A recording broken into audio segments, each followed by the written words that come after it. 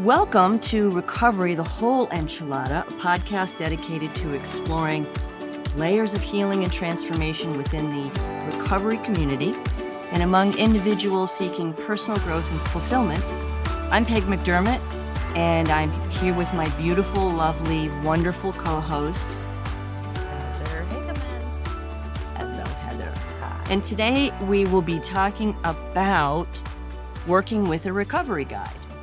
Some call a sponsor, others a mentor, but it's a guide that can help us light the way on this journey that we're on and are on one day at a time, but a lifelong process. I know it has been good for me to have that in my life, to have someone who knows me well and will always be honest. I can trust them to tell me the truth. We wanted to start with working with a recovery guide. I'm going to call the recovery guide a sponsor, but you may call it anything you want. But for me, I was looking for someone that had solid recovery, that had something that I wanted. And when I first got sober, I would hear someone share and I'd be like, I really want what that person has. And at the time, I couldn't really tell you what that thing was. I just felt a sense of safety and a real solid sense of recovery. This is a journey I don't want to take alone. And that person, I think, can really shine the light that I need right now in on the path that I need. Then you take in personalities and communication styles, because chemistry does matter. It mattered for me. I've had several in my journey, and the one that I have now is fantastic. I adore her and do try not to put her on a pedestal, because the only place to go on a pedestal is where? Down. So she's human, she's in recovery, and I really need to keep that right sized in my mind. But I do ask about, when I initially looked for a sponsor, I was looking at, how do you sponsor? What are your expectations? And someone that doesn't rush the process for me, and someone that felt safe and really went with my intuition. There was just something in me that knew this person is the person I want to work with right now. So what do you think? I think you've got some valid points there. Absolutely want to listen to someone that walks the walk and that I relate to. I needed someone who, in my case, that had kids, that was married. I mean, there's certain things I was looking for, and kind of in my age or older kind of thing.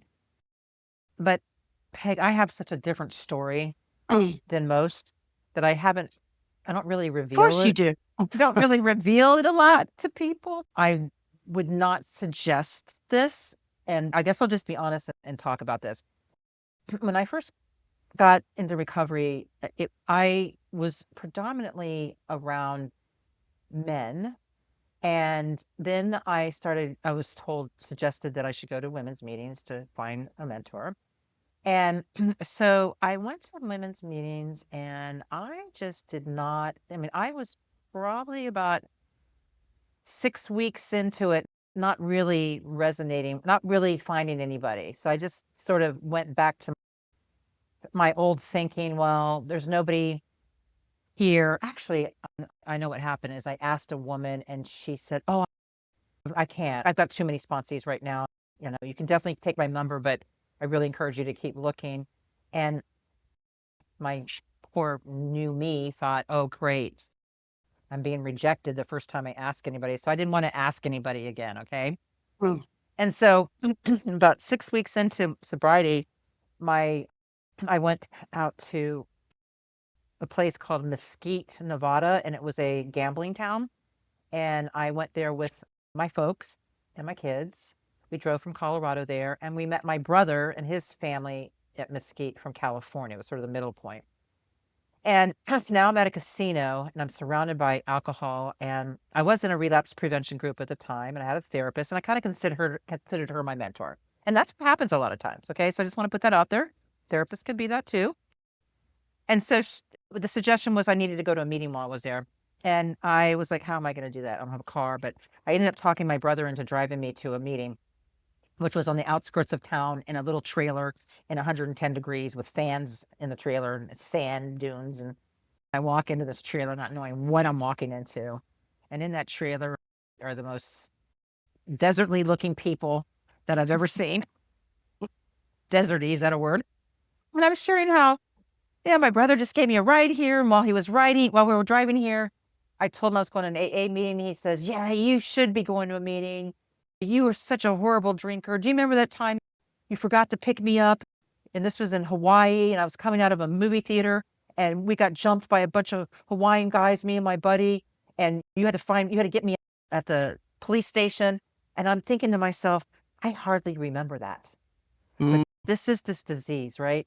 This is the wreckage that I did in the past to other people. So my brother just so nicely reminded me of that as he dropped me off at this meeting in the middle of the desert and drove off to go get something to drink because he was drinking. I'm telling you this because I shared about that, and I shared about how new I was. And there was an older man, probably in his 70s, that was running the meeting. And he said to me, his name was Ray, and he came up to me after the meeting. He says, I don't normally do this, but he goes, I think that how long are you here for? I said, I'm going to be here, and I'm in Colorado. And he says, you have a sponsor? I said, I haven't gotten one yet. He said, well, listen, I'm not going to be your sponsor, but I will give you my phone number and you can reach me. And here's my email. So he gave me both of that. Thank you for sharing. And I walked away. So fast forward, because I couldn't get away. I couldn't get out. We went back to Colorado, and I didn't have the capacity to go to meetings there. I didn't have access to a car. And so I called him, and he was so kind and so gentle. And when he said, he talked me through the fire that I was in. And Peg, what ended up happening is I ended up using him as my mentor for 2 years. I did. And I look at it and I think, well, that probably was a great idea because I could keep him in Colorado and I could be in Virginia. But I called him 3 times a day, daily, for 2 years. And I wrote him emails, stacks and stacks of emails. So by the time I went back to Mesquite 2 years later, I brought my parents, I was sober, and I brought my kids, and they had a meeting, and he had a cake for me. He gave me my emails, which was a stack high, probably about foot deep. He said, here's your first 2 years, burn it, and walked me through the journey. But I did not want to do my 4-step with him. So I found a woman to do that. And anyway, so from him, I started to ask women because I felt now that I had trust. And I think that's something that we really need to work with. And I need to let you understand about me. I trusted men more than I did women. And this is a common thing I've heard women say. And I think it was probably the perfect thing for me at that time. And maybe I needed that father energy, that whatever it was, it worked. It kept me sober. And he was so kind and listened to me go through all the different things I went through. And eventually I started asking people, and I still had a hard time. I'll stop here, but I started asking women, and I'll tell you about that. But that one was my first 2 years. Okay. And that's how I found trust. And he empowered me then to ask women to help me and to go to women's meetings. Yes. Did you know that story? I think you have shared that, yeah. Okay. Share it a lot because I feel like I'm breaking some major rule. Like women don't sponsor men and men don't mentor women. I mean, it's sort of like a spoken, like they say we have that thing about 13th stepping people. Right. Can you explain that? that happens way too much in our community, which it saddens me, but it's really wanting to date someone when they haven't finished at least 1 year of recovery. Yeah. And that is what I understand it to mean. And I think that happens way too much. I do think that our program is about people in recovery. And people aren't perfect. The program's perfect, but people in it aren't perfect. We're not supposed to be.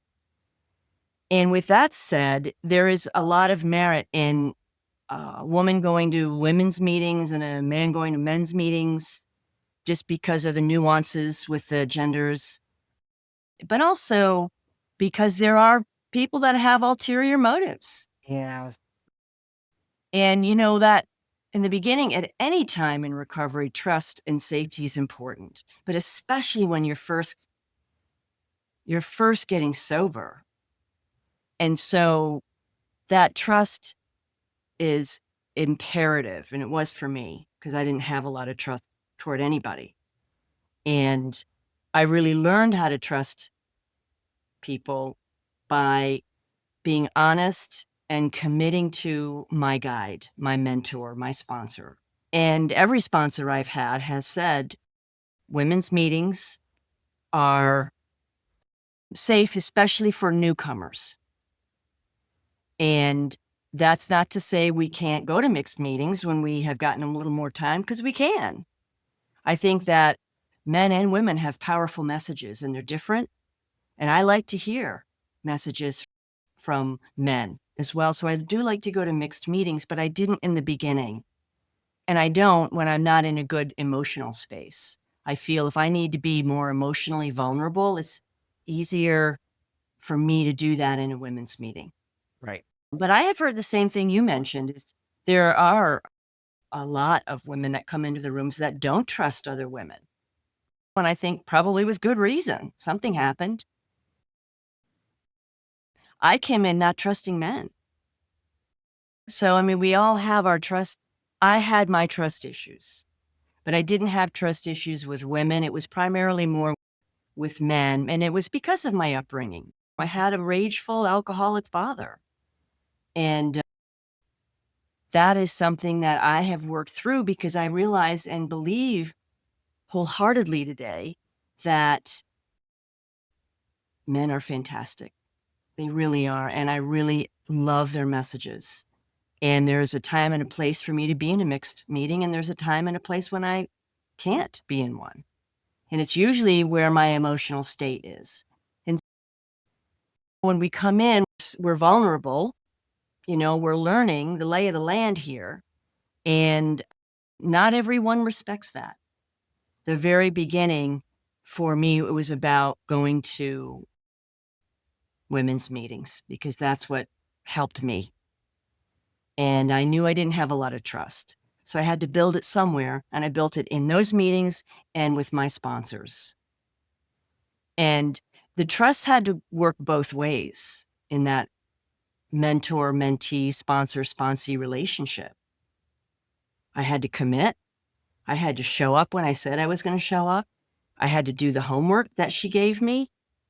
And I had to be honest with her. What's the point of having a mentor or sponsor if you can't be honest with them? It's sponsorship is one of the biggest tools in our toolbox.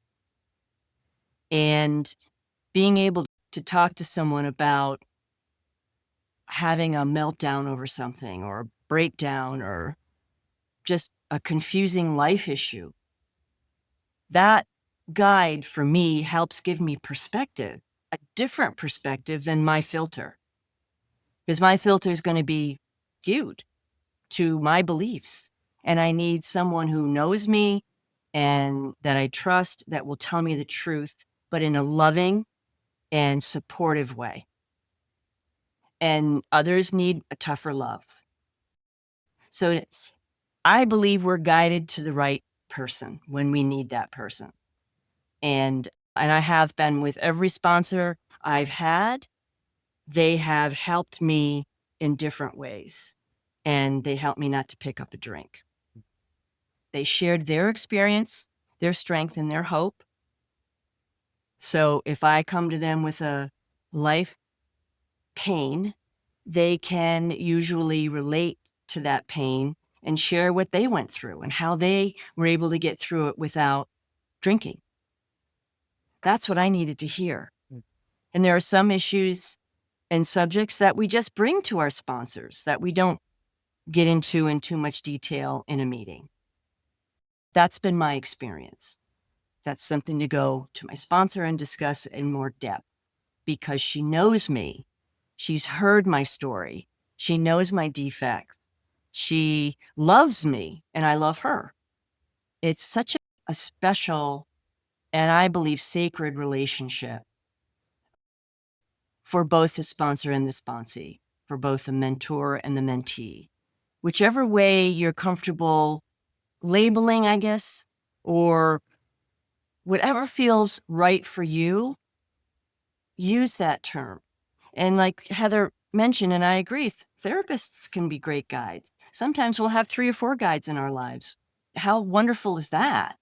So I can't put enough emphasis on the importance of having that guide that's walked before me and can share with me what that path has been like for them and how they overcame certain things.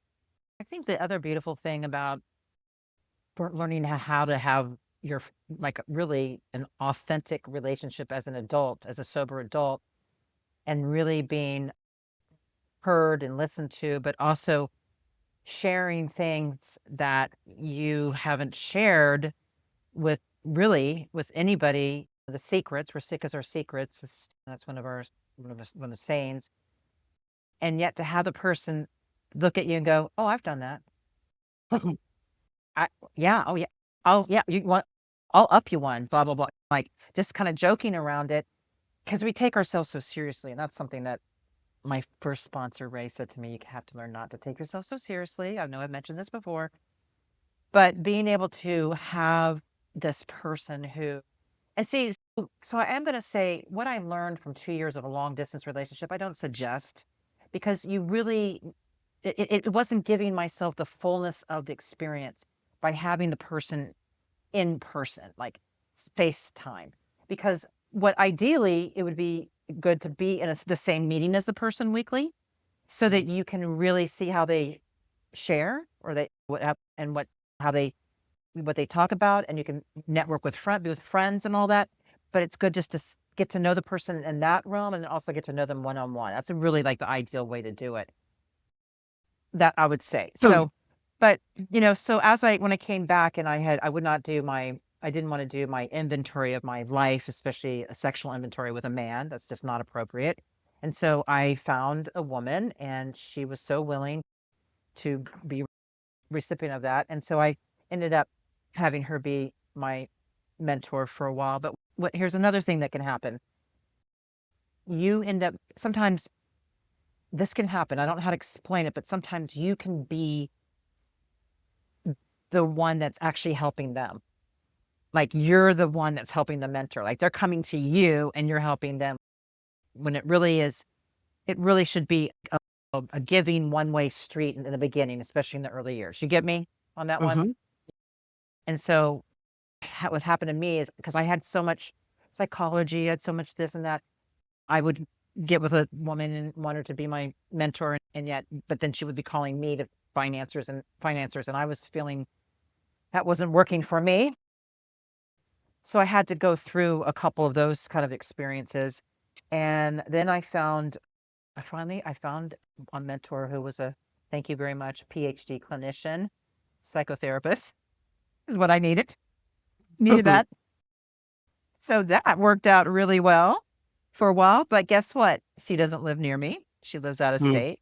So there we are again, doing the same thing again.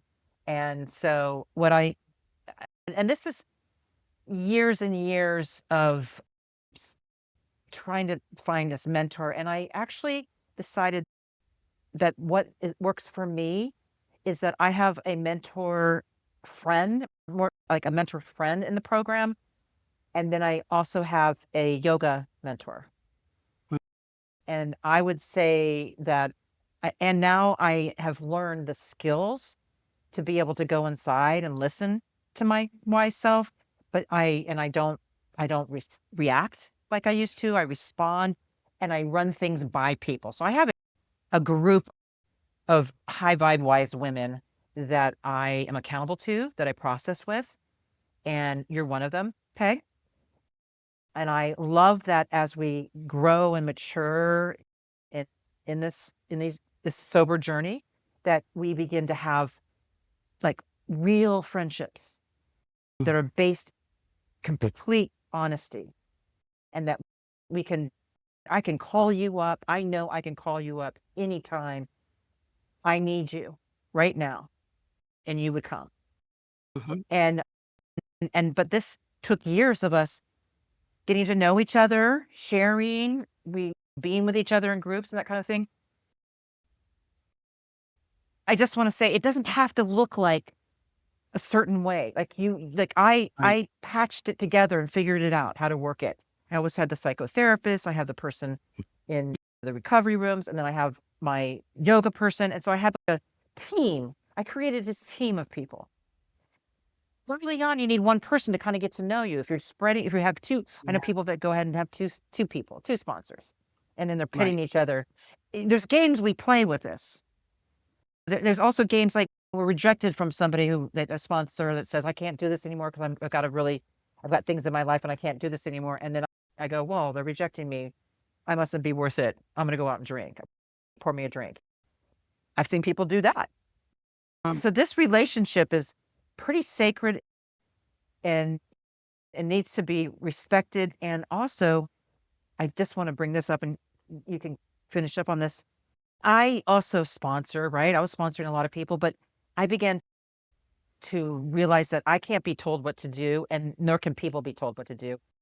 And right. that is something I wanted to look for in a mentor that listens, that suggests, that even asks me, do you want to hear what I'm going to suggest here? I mean, I really, I really want to just emphasize that we can't tell people and how to run their lives.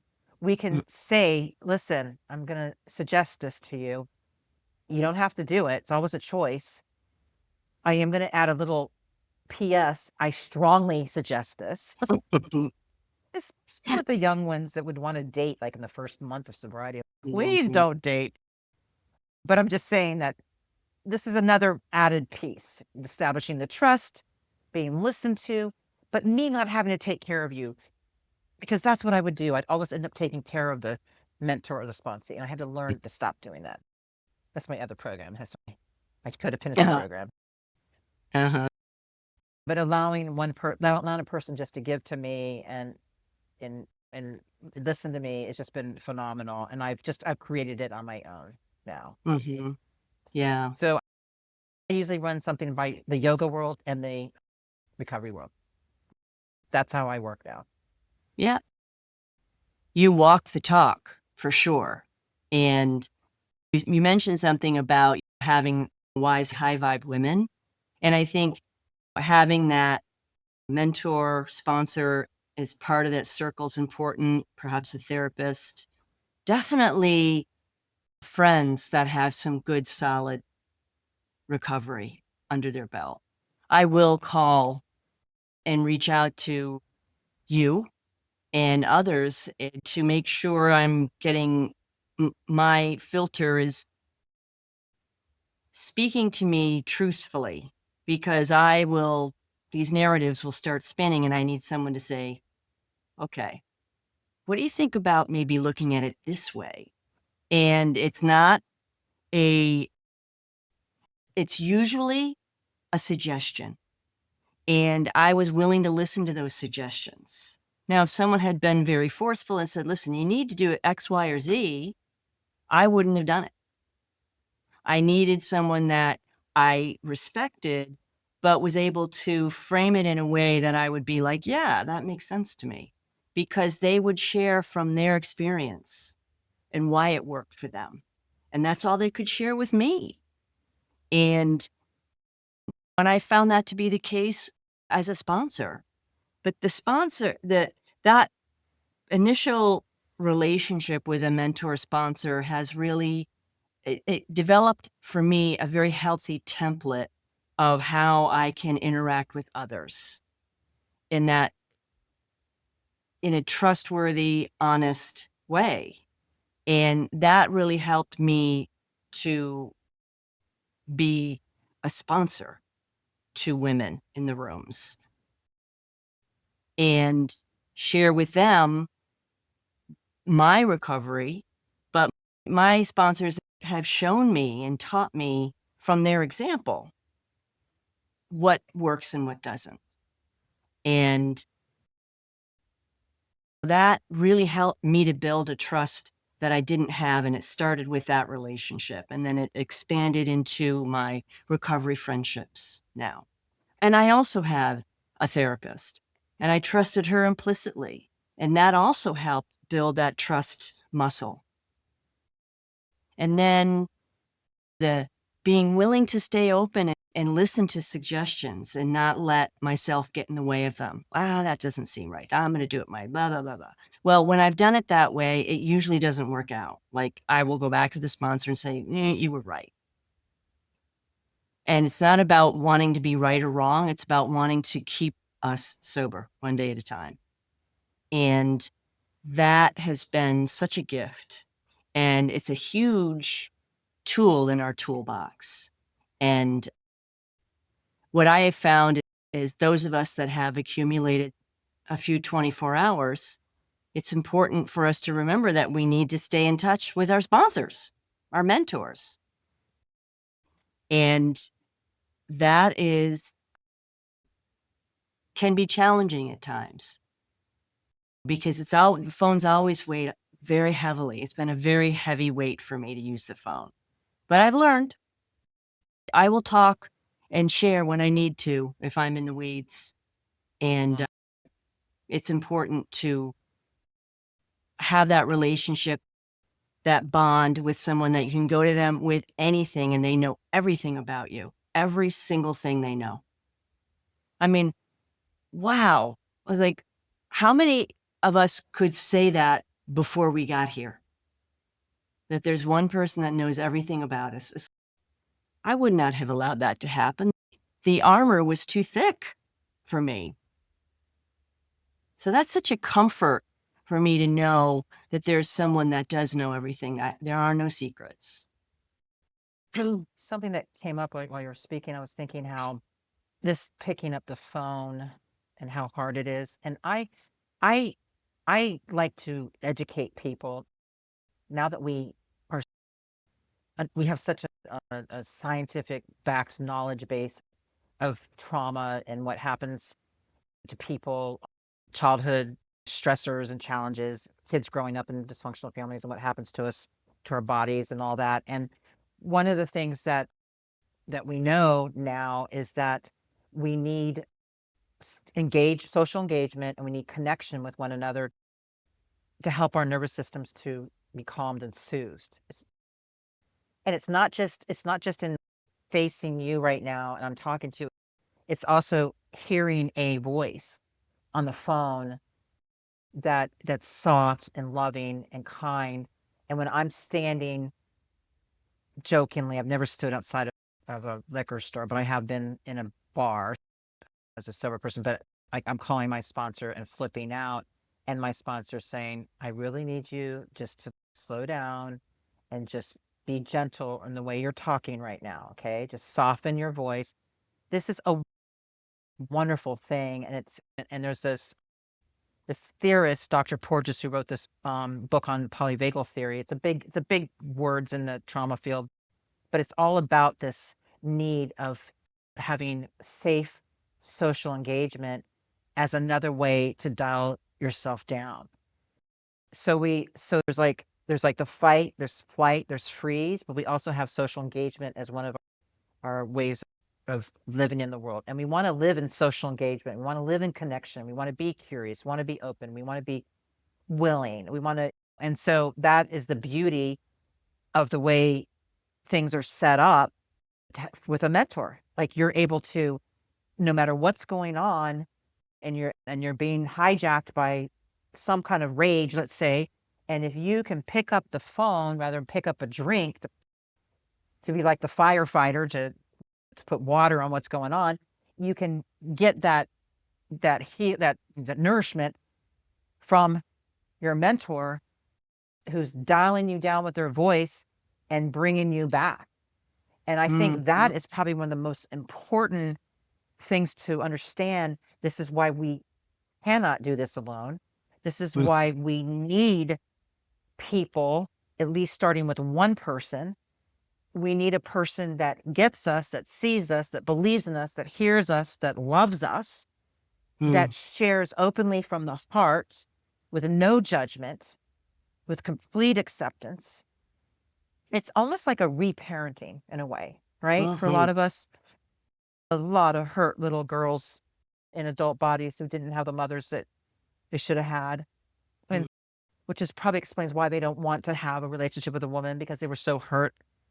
But we, as people in recovery, as we go along and we do this work with a mentor, then we are able to be mentors, and we are able to pass on what was given to us, because I never want to forget the hours and hours that every person has given me along the way, free time they've given me to help me become who I am. And I think the hurdle for people is to not say to themselves, oh, I don't want to bother them, they're busy. I want that taken out of your mindset. I want you to bother them. I want you to reach out. What is hard for you to understand, if you're listening to this right now and you don't want to call your sponsor because you don't want to bother them because they're too busy, get rid of that. If they're too busy, you may not want that person for a sponsor. You want somebody who can be there for you. But if they're there for you, they get a huge gift from you when you call them. It is reciprocal. It is a matching, coherent heart. And it's a beautiful frequency that can happen. It's so beautiful. And I can't tell you the tears that I would have calling my mentor and how I would come back from that. And then my sponsees, or people that I'm mentoring, my mentees, whatever, calling me, and to be able to give it back. It is beyond amazing. It's an extraordinary way to heal. And I feel like that's why I bow to the setup of the mentor sponsee mentee relationships, sponsee relationships. I bow to that because it is sacred, and it is the step forward into recovery, into this beautiful life of living authentically and having the truest, most amazing friendships with people. And Peg, you're one of my dearest people. And when I think of you, my heart just surges with love.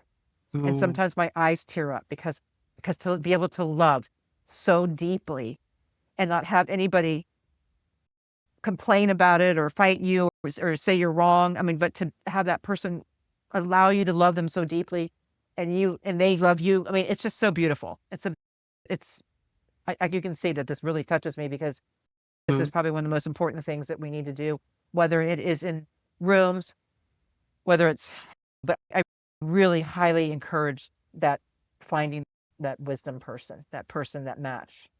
It's just vital. And if it doesn't match, you don't give up.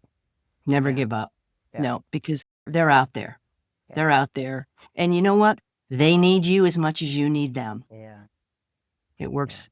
It's a two-way street. I can't tell you how much I've been helped and healed and made whole by the women I've worked with and the women that have worked with me. And you're right. They have given so much time, and we in turn are able to do the same. And it's just one person at a time. That's all we need, is just one person at a time to help them one day at a time. And yes, I love you with my whole being. And what we have as friends is so rare, and what we have in this community is so rare. It really is. I feel very grateful and blessed for these opportunities to truly authentically love someone and be loved in return and be able to accept that. Give it and accept it. That is a gift. So I do love you, my friend. And thank you for your ongoing mentoring of me and others. It's a huge gift. And thank you all for joining us for this episode of Recovery, the whole enchilada. Next time, we're going to be talking about making things right. And that's self-reflection, direct versus indirect amends, living amends, timing, preparation. I think that's going to be a definite crowd pleaser. What do you think? I know, that's a good one. It's going to be a good one. Yeah. So hopefully you will join us, and please remember you are not alone on this journey of healing and transformation. And until next time, stay strong and keep growing. We love you.